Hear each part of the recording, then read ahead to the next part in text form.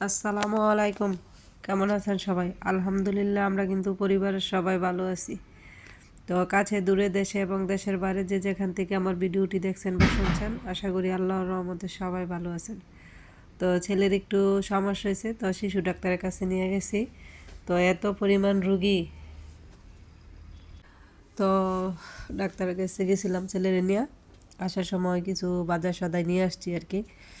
তো এই জায়গায় 3 কেজি চিনি আছে। তো আমার বোন চালতা পাঠাইছে, ওইটা আচার করবো আর কি। তো ওইটাও আপনাদেরকে দেখাবো। তো একটু বেশি করেই চিনি নিয়ে আসছি, সামনে যেহেতু রমজান মাস আসতেছে, তো শরবত খাবো। তো চিনির তো প্রয়োজন পড়বই, তো ভাবলাম যে একবারই নিয়ে যাই। তো এই জায়গায় কিন্তু 3 কেজি চিনি আছে। তো চিনির দামটা আগে থেকে মনে হয় যে কমছে, 100 টাকা কেজি আছি। আর বাড়ির পাশে যে দোকান আছে ওইখান থেকে আনলে কিন্তু 120 টাকা কেজি রাখে। তো অনেক সময় কি হয়, বাজারে যাওয়া হয় না, আনা হয় না, প্রয়োজন পড়লে বাড়ির কাছের দোকান থেকেই নিয়ে নিই। তো ভাবলাম বাজারে যেহেতু গেছি, তো নিয়ে আসি। তো এই যে ডালবো, ডালার সময় হাত থেকে পইরা আবার এক পোটলা আর কি ফাইটও গেছে, তো কাগজের মধ্যে পড়ছে, ওইটা পরে ডাইলে নিবো আর কি।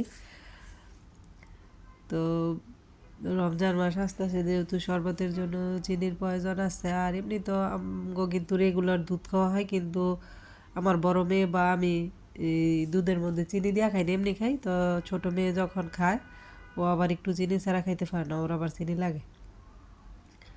তো সব সময় ঘরে রাখি, আলা যার যখন প্রয়োজন পড়ে আর কি। আর এদিক দিয়ে আরও কিছু বাজার নিয়ে আসছি। তো যারা যারা আমার ভিডিওটি দেখা শুরু করেছেন, প্লিজ একটি লাইক দিয়ে পুরো ভিডিওটুকু কন্টিনিউ করবেন। আপনার একটি লাইক আমার কাছে অনেক মূল্যবান। আপনার একটি লাইক আমার ভিডিওটি আরও অনেকের কাছে পৌঁছে দিতে সাহায্য করবে। তো এদিক দিয়ে কিন্তু সেলের ড্রাইপার আছে, আর 5 লিটার সোয়াবিন তেল আনছি।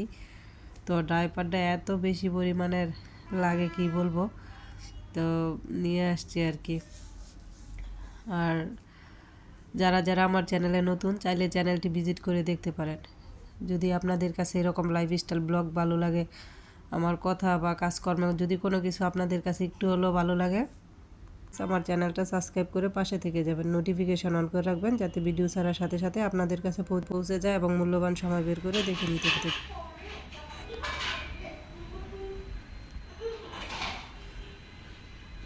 যারা এই কাজটি করে নিয়েছেন তাদের দেখেন আমার বোন আসছে, কত সবজি যে নিয়ে আসছে।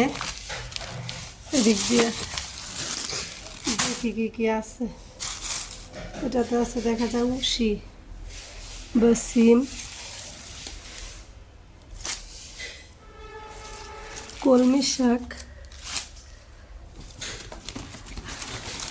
আগে আমি সব নামাই তারপর আপনাদেরকে দেখাই।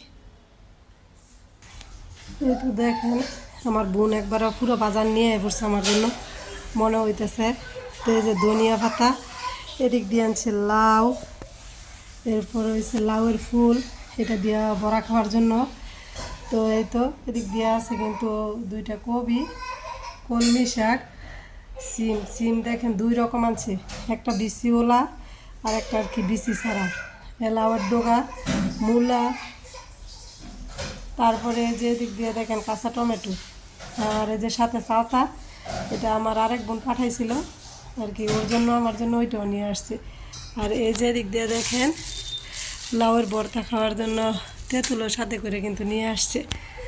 তো কত বাজার নিয়ে এসে, আমার বোন বলে যে তোর বাড়ি যদি আমার বাড়ির একটু কাছে থাকতো, তবে তোর বাজার করে খাইতে হইতো না।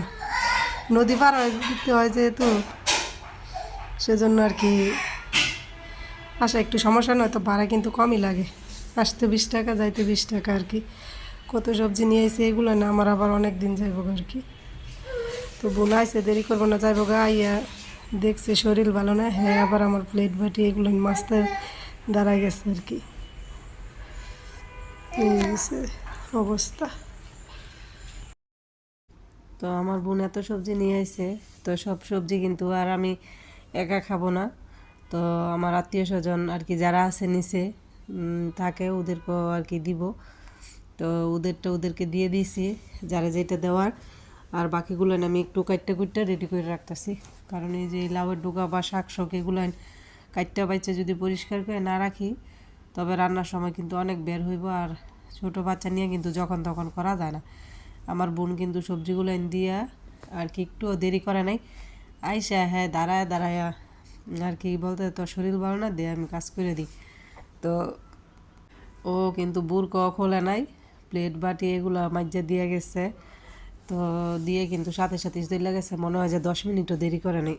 তো ওর বাড়ি কিন্তু আমার বাড়ি থেকে কাছেই, আসা যাওয়ায় 40 টাকা ভাড়া লাগে, কিন্তু যদি নদী পারাপার না হইতো তো হয়তো বা আরও সুবিধা আছিল। তো এই যে দেখেন আমি কিন্তু সব কিছু কুইটটা কেটে রেডি করে রাখছি, আর এদিক দিয়ে ঘরের অবস্থা একবারে কাহিল হয়ে গেছে, নাজেহাল অবস্থা। তো এইগুলো কিন্তু আমি ঝাড়ু দিয়ে পরিষ্কার করে আর কি মুছেও নিমো। তো অনেকটুক কিন্তু বেলা হয়ে গেছিলো এগুলো গুছাইতে গুছাইতে আমার।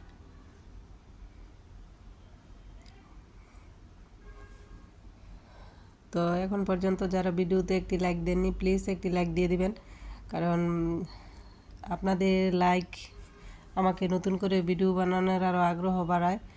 তো সেই জন্যই লাইকটা প্রতিদিনই চাই বলি। তো প্লিজ যারা দেখতেছেন দিয়ে দিবেন। আর এই তো এদিক দিয়ে দেখেন আমি কিন্তু একটু বেসন তৈরি করে নিছি ব্লেন্ডারে। তো এখানে কিন্তু ডালও আছে, কিছু চালও দিছি সাথে। এই যে যেই মিষ্টি লাউয়ের ফুলগুলো নিয়ে আসছে ওইগুলো দিয়ে কিন্তু আজকে পাকোড়া বানাবো, সেই জন্য আর কি। তো শুকনো ডাল আর চালি করলাম, এখন একটু ভিজাই রাখলে তো পরে সুন্দর হইব আর কি। আর এদিক দিয়ে ফুলগুলো কিন্তু আমি কাটটা ধুয়ে সুন্দর করে বাচ্চা পরিষ্কার করে নিছি, ভিতরের যেই ইটা থাকে ওইটা ফালাইয়া পরিষ্কার করে ধুয়ে নিছি আর কি। এখন বানাবো।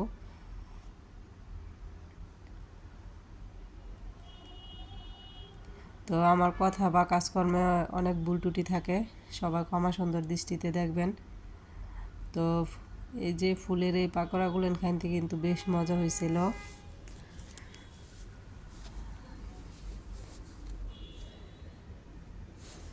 তো সাথে কিন্তু আমার মেয়ে আবার সসও নিয়ে নিছে খাওয়ার জন্য। তো বানায় বলতেছিলাম যে গরম গরম খাই ওঠো, নাহলে পরে ভাল লাগবো না আবার ঠান্ডা হয়ে গেলে। এই বড়া বা পাকোড়া এগুলো কিন্তু গরম গরম খাইতেই ভালো।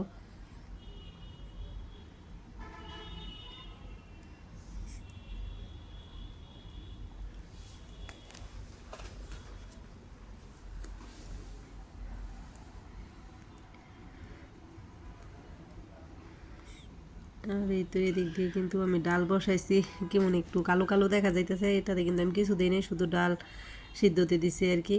তো পরে হলুদ দিব বা কাঁচামরিচ টরিচ দিব আর কি। তো লাউ দিয়ে ডাল রান্না করব।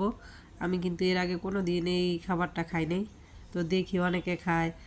তো সেই জন্য ভাবলাম যে আমার বোন যেহেতু লাউ নিয়ে আসছে, তো আজকে লাউ দিয়ে ডাল রান্না করব, দেখি খাইয়া কীরকম লাগে। যদি ভালো লাগে তো মাঝে মধ্যে করে খাওয়া যাইব। তো ডালগুলো ভালো করে সিদ্ধ করে নেওয়ার পর কিন্তু আমি এটাতে লাউ দিয়ে দিলাম, হলুদ দিছি আর লবণ দিব। তো এটাতে কিন্তু আমি ফাঁকি যেই লাল মরিচের যে গুঁড়াটা থাকে ওইটা দিব না, পরে আমি কাঁচামরিচ দিয়ে দিব, কারণ আমার বাচ্চারাও যেহেতু খাইব সেজন্য আর মরিচ দিলাম না।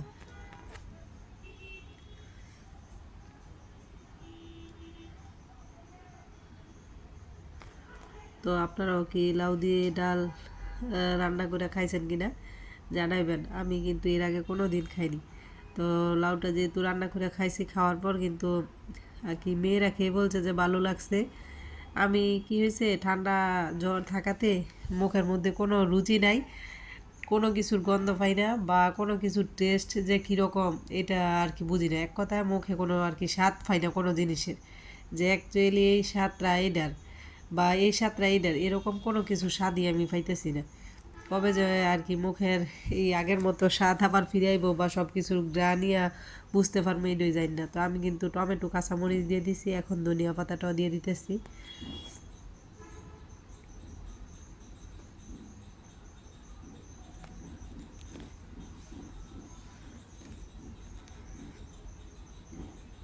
তো ডালটা কিন্তু হয়ে গেছে, তো এখন কিন্তু এটা বাগার দিব। তেল বসাই দিছি আর পেঁয়াজ কুচিটা দিয়ে দিছি, আর রসুনটা আগে থেকে একটু থেতু করে রাখছিলাম। তো একটু পেঁয়াজটা একটু নরম হয়ে আসলে তারপর রসুনটা দিয়ে দিব আর কি।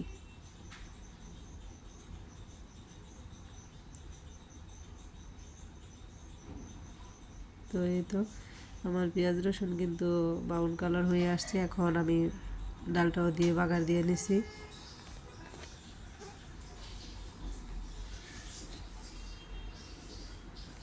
তো সবাই ভালো থাকবেন। আল্লাহ হাফেজ।